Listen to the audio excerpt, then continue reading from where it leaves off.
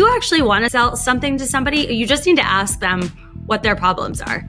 And if you can read them and build rapport with them, they'll tell you all of the things that you need to know to actually sell any deal that you need to sell. You need to lead with empathy and authenticity. I call myself a professional problem solver. What is it that you're dealing with on the day-to-day? And I can build an empathetic, authentic connection with you. You will tell me, Kelly, here's all the things that I'm dealing with. The truth is, we are all in sales, whether we like it or not. It's going to look different. You can call it whatever you want, whether you want to call it sales, whether you want to call it business development.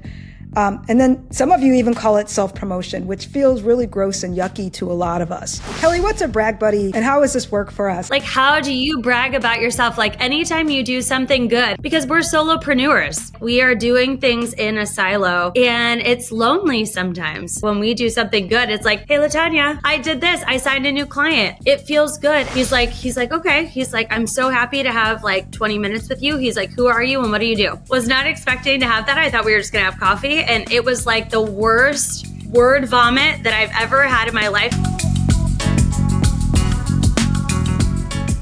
Hello, everyone, and welcome to the Leading Below the Surface podcast. I'm LaTonya Wilkins, your host, award-winning executive coach and author, and also the founder of Change Coaches. On the Leading Below the Surface podcast, we explore the messy and meaningful world of work. And today I will be exploring this very topic with a guest. We are going to be talking about selling yourself. And for those of you that hate self-promotion, maybe you're a salesperson and you're really stressed out right now. Maybe there's a lot of pressure on you and you want to stay grounded. This episode's for you. If you're someone that doesn't think you are a salesperson or need to be a salesperson, this episode is for you. The truth is, we are all in sales, whether we like it or not. It's going to look different. You can call it whatever you want, whether you want to call it sales, whether you want to call it business development. And then some of you even call it self-promotion, which feels really gross and yucky to a lot of us. And so my friend and I, Kelly Hoppesch, are going to be talking about this topic today. So let me tell you a little bit about Kelly. If you know me and Kelly are partners in crime. And so we do a lot of stuff together. She's my office neighbor. She's one of my revenue partners. She's just amazing. We make each other laugh. We build community together. It's really, really fun. Kelly had built her sales experience in tech. So all of her sales knowledge, a lot of it came from tech. But what's really interesting, and one of the things I learned from Kelly, is it really doesn't matter what industry that you grew up in. This stuff it's all the same thing. And if you're watching on YouTube, you see Kelly smiling and nodding her head because it's all the same thing.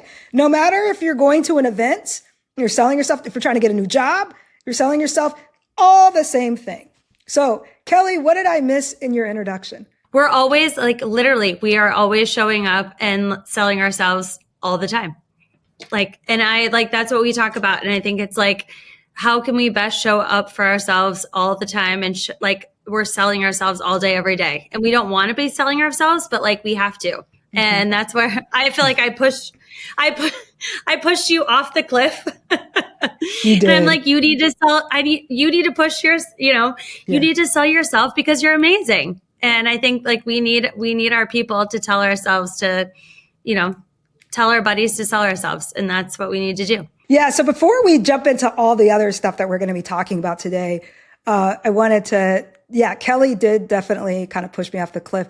And one of the things that works really well, so get out a pen and sheet of paper because we're going to be dropping tips here throughout this episode.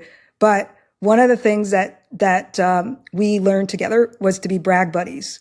So if you don't have a brag buddy, get yourself a brag buddy. Kelly, what's a brag buddy and how does this work for us? Let's talk about it. Love a brag buddy.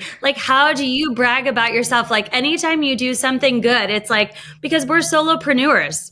We are doing things in a silo and it's lonely sometimes. And it's you're doing things well, you're doing things not well. And it's how do you calibrate what good looks like? And, I think sometimes when you're in a big company, you know what that looks like and you're used to being in cahoots with each other. But it's like when you're by yourself, you don't know what that is. But I think you and I have linked up, like being solopreneurs together. And so it's like when we do something good, it's like, hey, LaTonya, I did this. I signed a new client. Like I signed a new client at this. I did this. And it feels good. And I want you to know it. And like getting that cahoots and the props on the back, like it's awesome. And like to have somebody that like knows how hard it is, I think, to like go through that process to get the new client or to do the thing or to even just like, I think, go through the process of even trying to get a client or to, do whatever it is. And I think to tell people about it is great. Yeah, it's just one of those things that it's funny because it's like the simplest thing could be the biggest win. Like I know I was texting you earlier this week and I was like, I emailed this person and it wasn't even that big. So everybody, you need it. It's like that. If that's important to you, then it's important. And it's important to share because a lot of times we think that people are going to pour cold water on us. Right. And we're like, wait, that's not a big deal. And it's funny because like after we started doing this brag buddy thing, I'm like, oh, all these little things are important. And then you continue to build on that. Well, sometimes momentum is like, it's just taking that first step, right? It's like, I think, we've talked about this with other friends of ours that are in business for themselves. It's like, I didn't know how to build that proposal or I didn't know how to build that deck and it's like, just put it in, Google Sheets or put it in, like, it doesn't need to be, done is better than perfect, right? Just do it and send it out and give yourself the accolades and then give yourself the snaps. We did it. High fives, right? Yeah. Depending on what that Google Sheet is, that might be worth even taking yourself out for dinner on a bike ride or whatever, going out with your friends, whatever that is, going on a trip. Like we don't know, only you know. So that's why you tell your brag buddy and you need a brag buddy that is going to mirror your excitement. And that's what's really great about, even though Kelly sometimes is probably thinking, LT, this ain't no big deal. But it doesn't matter. I don't know that. I'm thinking like LT, like it's actually like amazing and low key, like you're way cooler than I am. I don't want you to know that.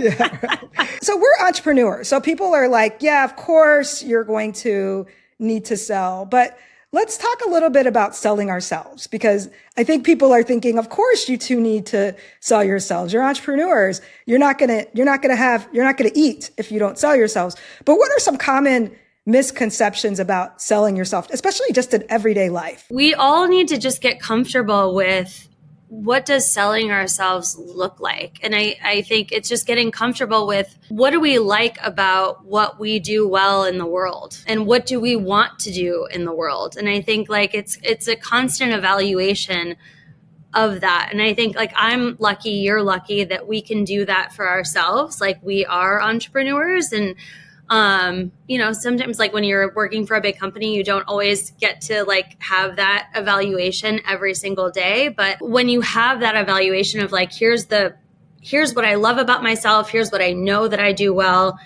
It's not selling myself. It's like, this is how I show up as myself. And then it's like the validation of what people tell me I do well in the world. Right. Like, and that's what I've been loving. And I think I'm seeing you doing well in the world. And I'm loving for you lately. Like, it's the validation of like, here's how you're showing up in the world and you don't have to sell it.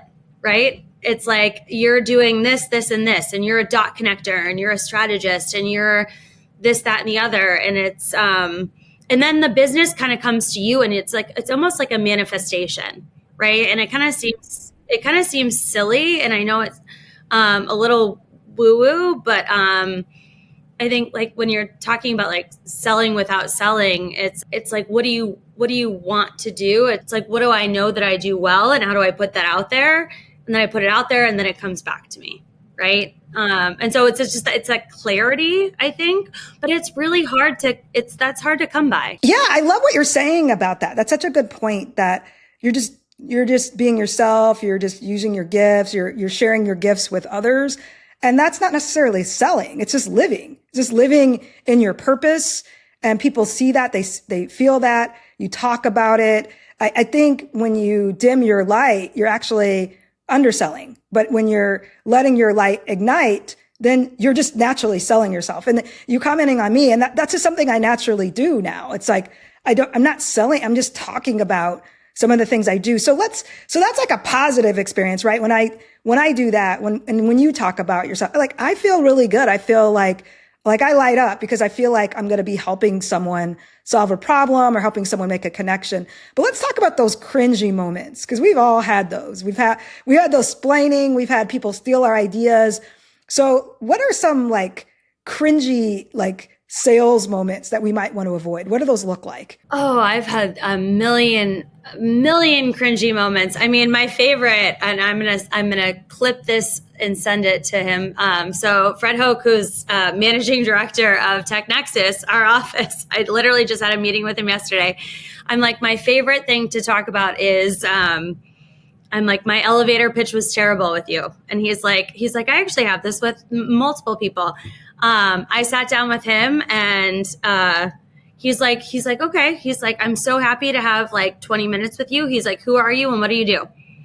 And I'm like, was not expecting to have, and I've told you this story, was not expecting to have that. I thought we were just going to have coffee. And it was like the worst word vomit that I've ever had in my life. And you've literally, LaTonya, you've heard me like do sales enablement courses about elevator pitches. So you can like appreciate, it was terrible. And it's like, I'm Kelly, I do this and this and this and this. And it was just awful.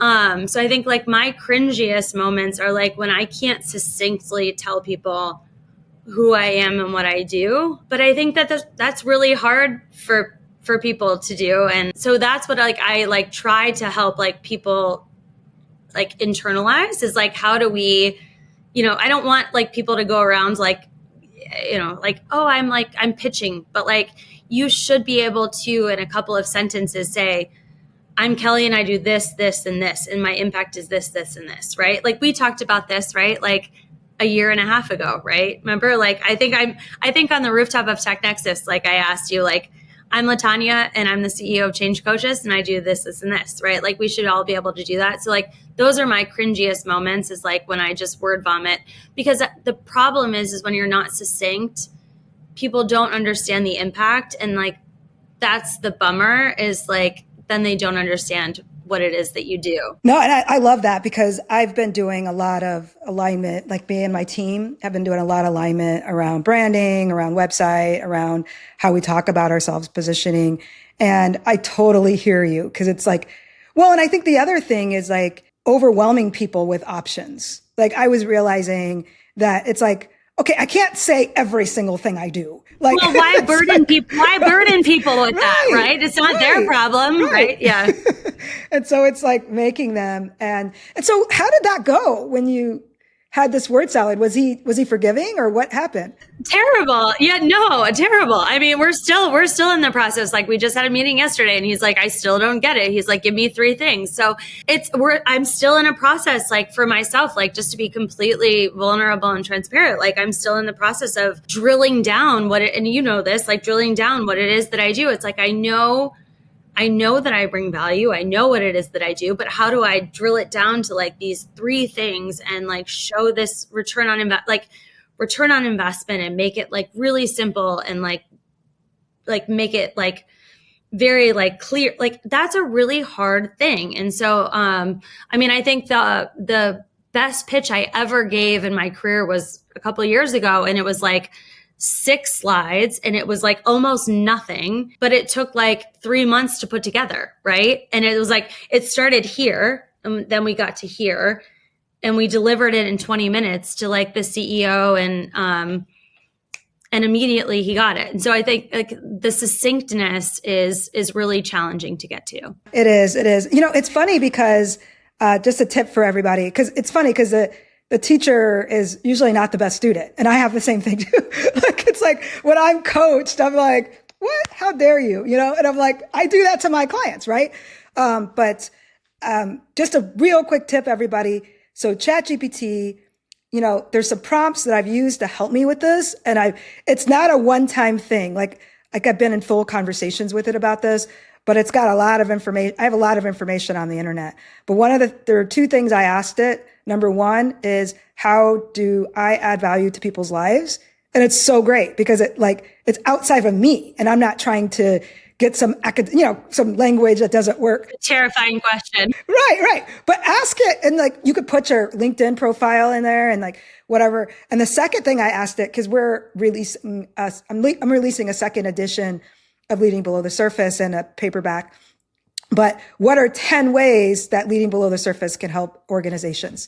And I'm like, whoa, and it just spit out the right word. I mean, it's still, this is like the first draft, right? And so my editor is helping me with that. But these are just tools that we have because we don't have to figure it out on our own. And for me, it was over information. It's like, Kelly, and I'm sure you can resonate. It was like, I was telling people every single thing I do. I teach at Kellogg. I run this company. I'm an author.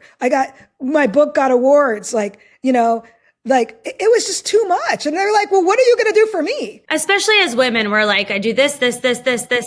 Here's my value. We're constantly trying to validate, and it's not that. It's like, what are the three, and this is the conversation I had yesterday. It's like, what are the three things that you've done, and how did those three things add value? And that's my homework. That's my homework, right? That I'm working on transparently right now.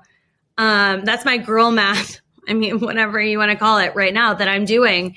Because it's like, we know it inherently to be true that we're in these businesses and we're creating value, but how do we succinctly show up and say that and tell our story quickly? And that is really meaningful.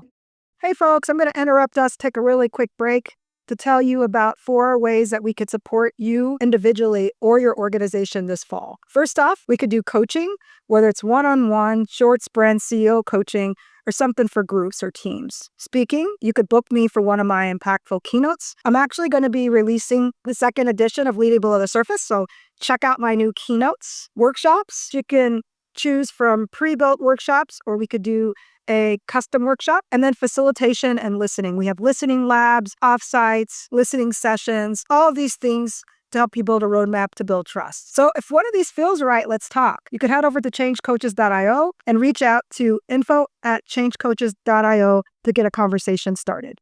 If you're listening to this, if we're saying this and we're struggling and we're always evolving, don't feel embarrassed.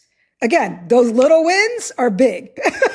Yeah, seriously. Yeah. Not just writing it, it's being consistent about saying it.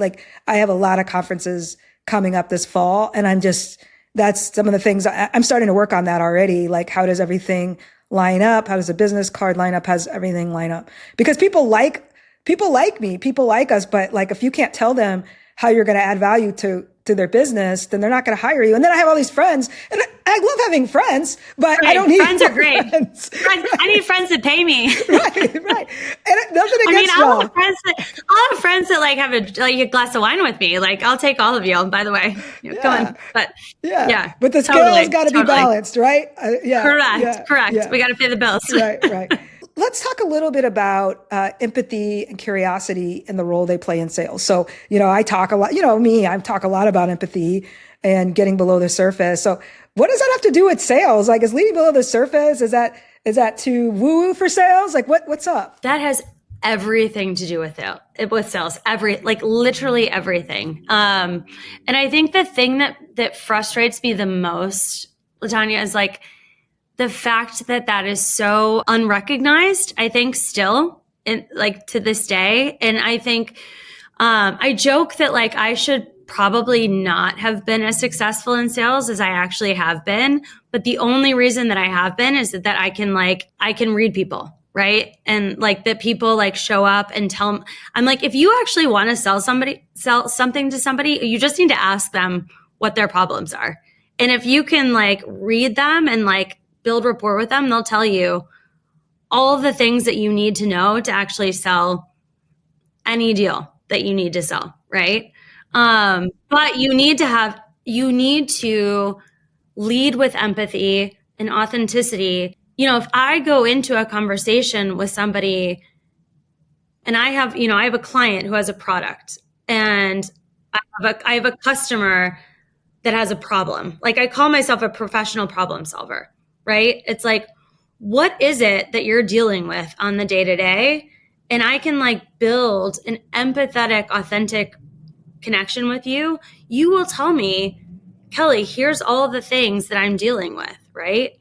And that is empathy. Like, and if it's true, right? And it's not fake and I'm not checking boxes, like that is the connection that will get you from, I joke, like my dad had the book in his bookshelf, good to great, right? That will get you from good to great. Do you have a story? I think we could share example. Like, let's take turns sharing those examples. Cause like, I love what you said, where it's like that, it's like just connecting, building that trust. Like the biggest, one of the biggest sales that I've gotten, at Change Coaches to date was because of a CEO that I coached, and that they just really trusted me. And through the process, it wasn't even a typical process. Like we met, we were introduced, and we started talking about other stuff, and it wasn't even related to, like what I could do for them. It was like, okay, we talked about being from Chicago. We talked about, what I teach. We talked about like what I'm passionate about. We talked about my book. And then they ended up like, and this was over time. And then they were like, I want you to be my coach. And then that turned into more and turned into more.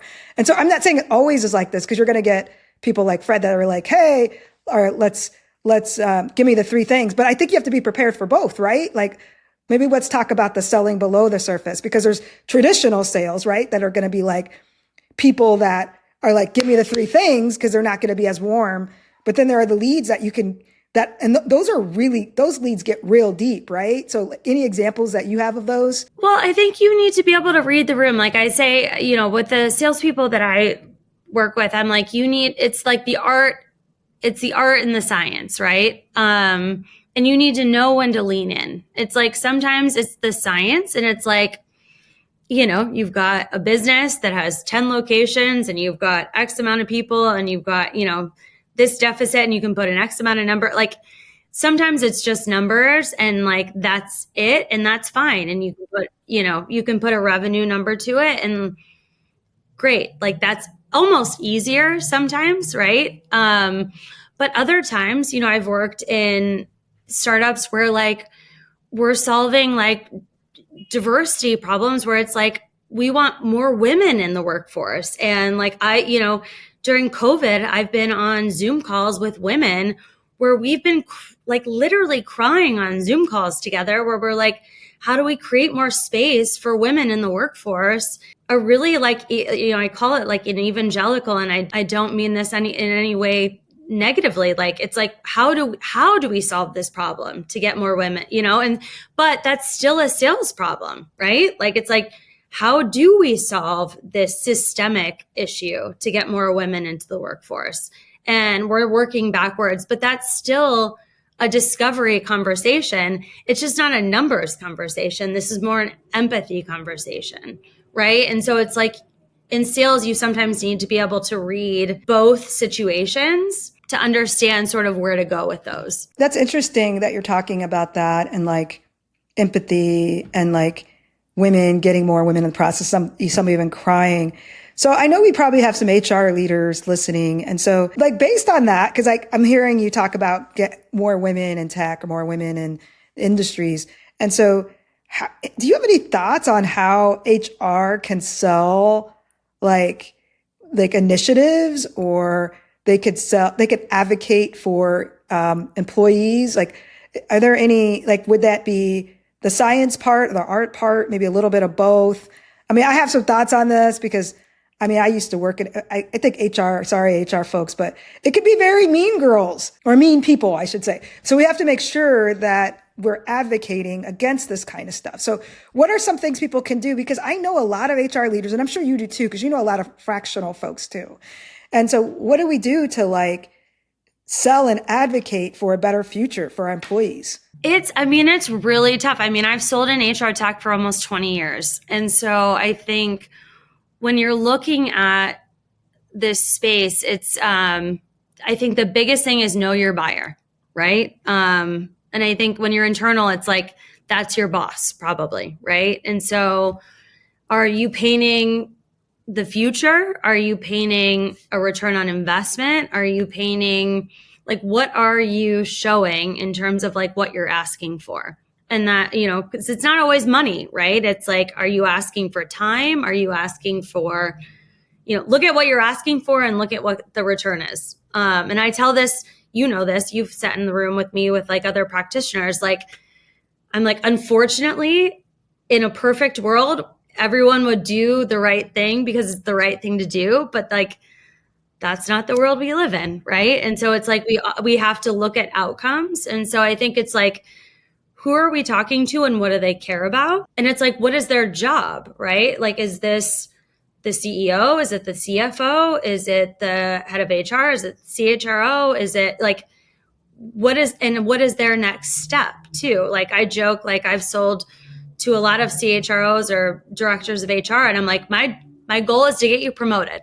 I'm like, I want you to do the most innovative thing and like put you on the stage to get you to your next step, like to get you the promotion. Right. And so I think but I think that that's the topic that we should all be thinking about for ourselves. How do we get how do we talk about this to all of ourselves to get us all promoted? Right. Like, we're all trying to achieve that next step. So I think if we all think in terms of like, how do we help ourselves achieve this next thing?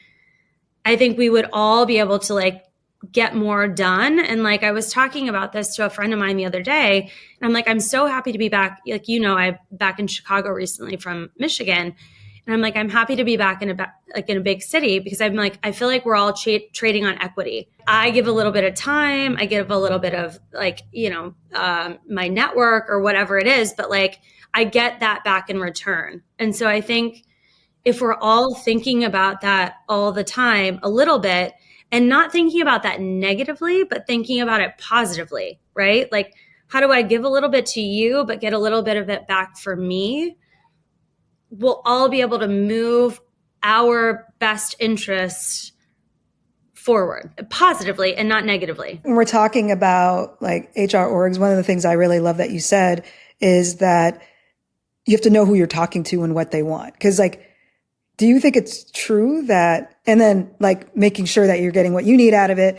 But I mean, I would see people that knew nothing and they could easily like, so it's like, maybe they don't want you to know anything. Maybe like sometimes I feel like my knowledge was a liability, right? Like you know too much, right? Like it's like, which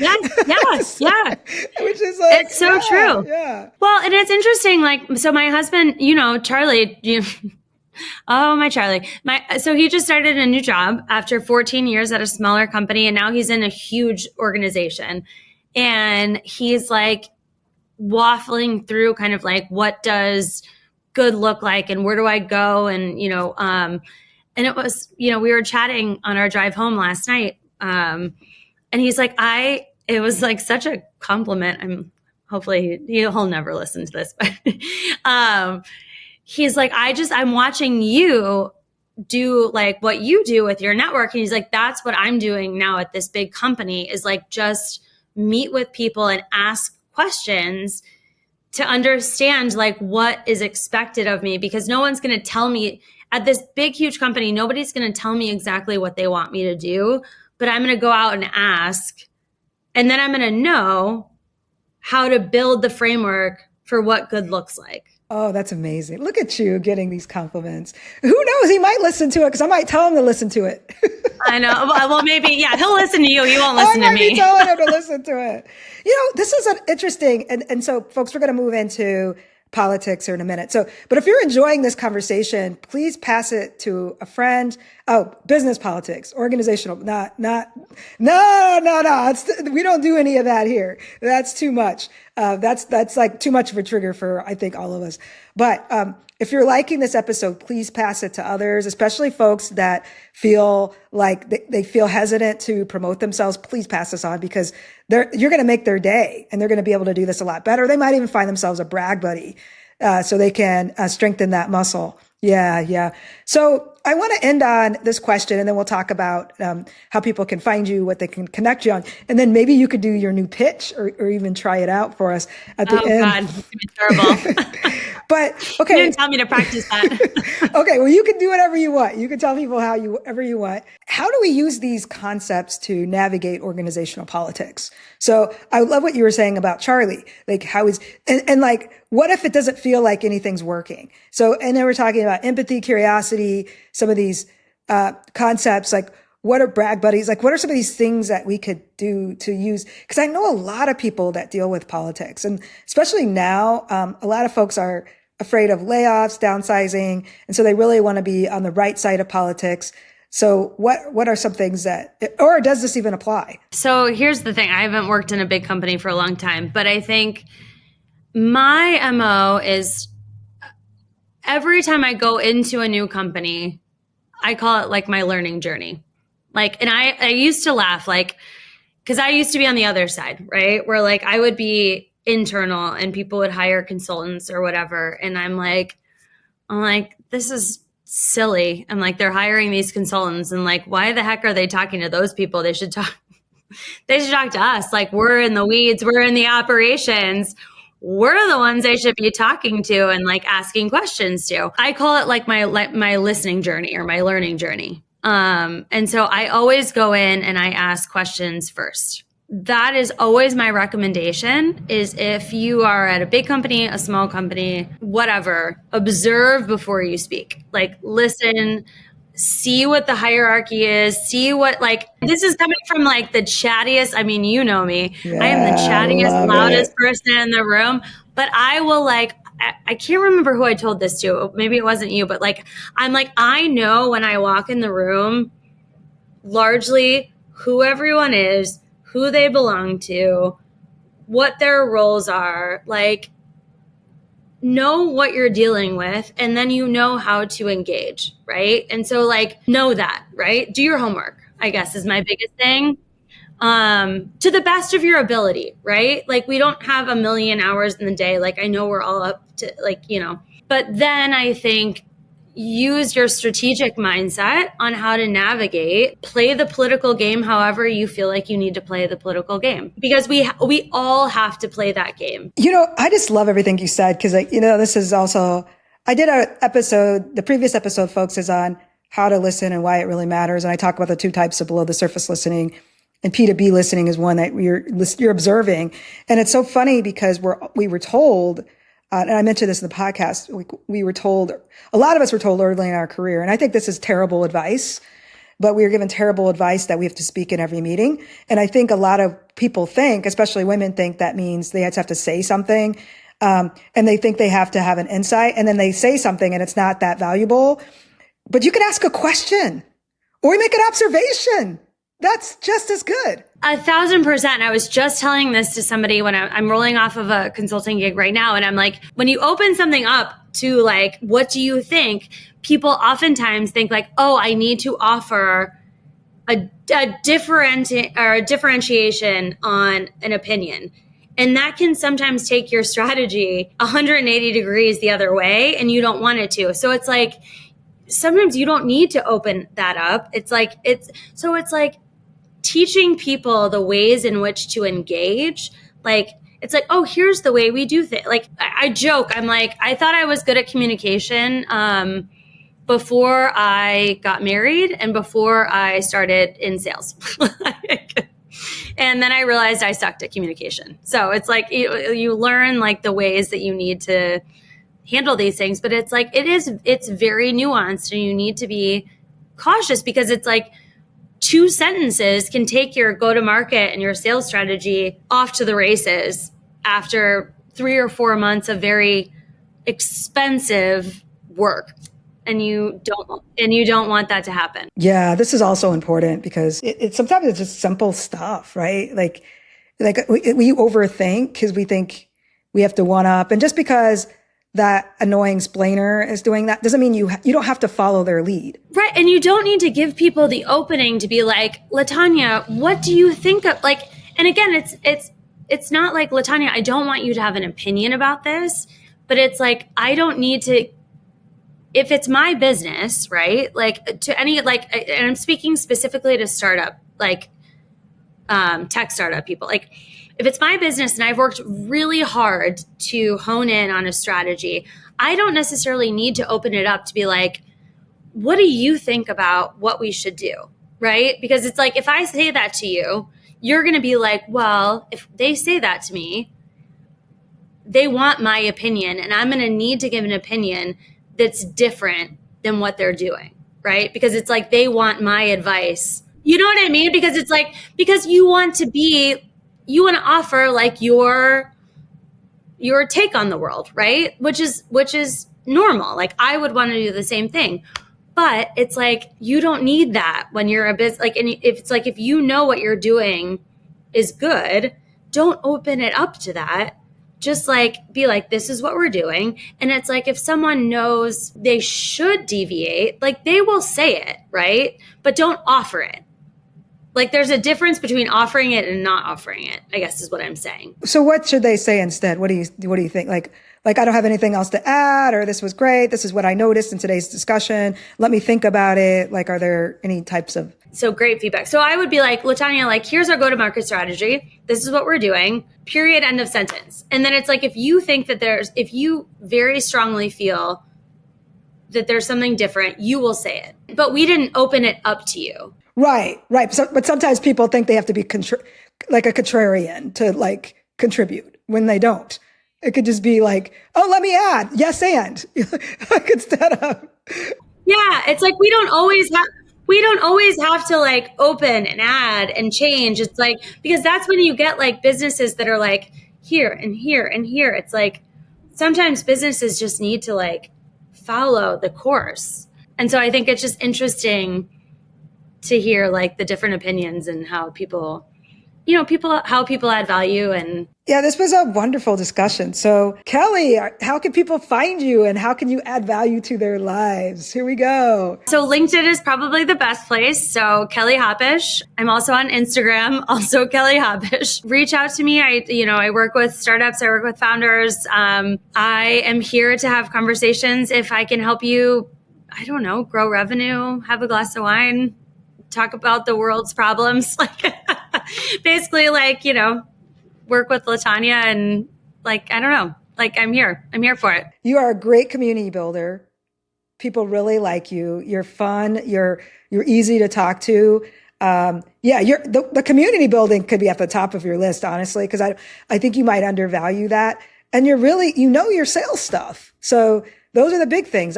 All you do is help people increase revenue. You help. Yeah. Right. I think that's what you do. I like to close deals. I don't know. Like low key close business. Like I've got like how many 6 meetings on Monday. I'm like, I'm going on vacation on Wednesday and I'm like, I need to load it up.